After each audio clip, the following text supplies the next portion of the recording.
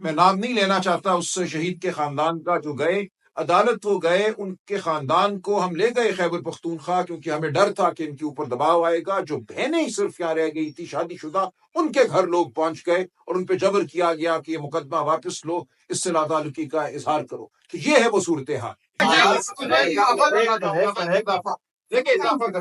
دیکھیے 8 فروری کو عوام نے دو ٹوک اپنا فیصلہ دے دیا تھا، اس فیصلے کو جھٹلایا گیا۔ ہمارے مقدمات عدالتوں میں ہیں۔ ایک قانون تھا 8 فروری 2024 کو کہ یہ مقدمات حاضر سروس ہائی کورٹ کے جج سنیں گے۔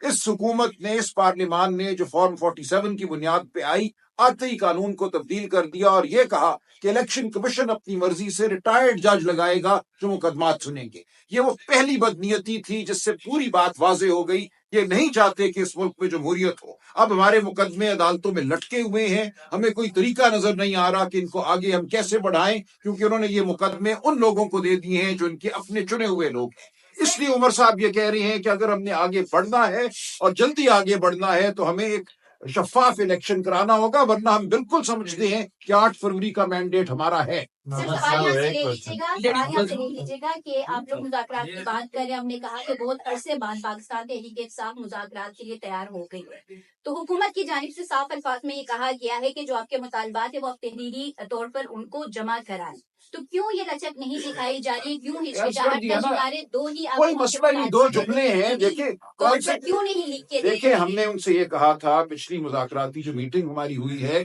کہ اگر آپ کے کوئی مطالبات ہیں تو وہ دے دیں تاکہ دونوں کے مطالبات جو ہیں ان کا تبادلہ ہو جائے۔ وہاں سے یہ کہا گیا کہ ہمارے کوئی مطالبات نہیں ہے، ہمارے کوئی مطالبات نہیں ہے، تو ہم نے کہا ہم بالکل دے دیں گے، ہمیں کوئی تحریر میں دینے میں آر نہیں ہے، ہماری صرف میٹنگ ہو جائے تاکہ ہم عمران خان صاحب سے ملنے کے بعد اپنے جو مطالبات ہیں ان کو تحریر میں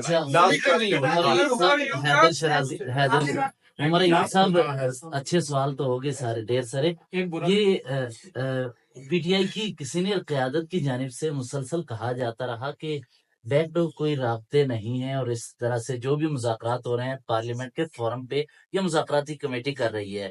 ابھی تھوڑی دیر پہلے علیمہ خان صاحبہ نے کہا کہ علی امین گنڈاپور ہاؤس اریسٹ جو کہ بنی گالہ میں اس کے آپ پر لے کر آئے، تو ہم یہ سمجھیں کہ شاید پی ٹی آئی کی قیادت یا علیمہ خان درست کیا کہہ رہی ہیں، یا پی ٹی آئی کی قیادت کو مکمل معلومات نہیں ہے، کیا یہ سمجھیں؟ دیکھیں ایسا نہیں ہے۔ کل یہ عمران خان صاحب سے جیل میں بھی سوال ہوا تھا، انہوں نے یہی کہا کہ یہ بات اڑائی جاتی ہے، کہیں نہ کہیں سے آتی ہے، یہ کوئی باضابطہ بات نہیں ہے، یہ سیکنڈ ہینڈ قسم کی بات ہے۔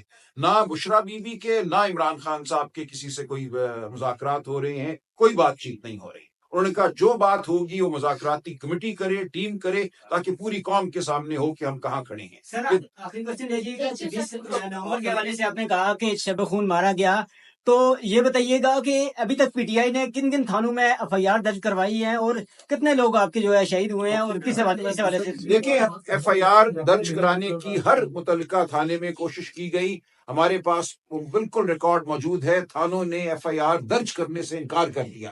ہم اس کے بعد قانون میں یہ طریقہ ہے کہ اگر ایف آئی آر درج نہ ہو تو آپ عدالت جا سکتے ہیں یہ کہنے کے لیے کہ ایف آئی آر درج کی جائے، ہم عدالت گئے۔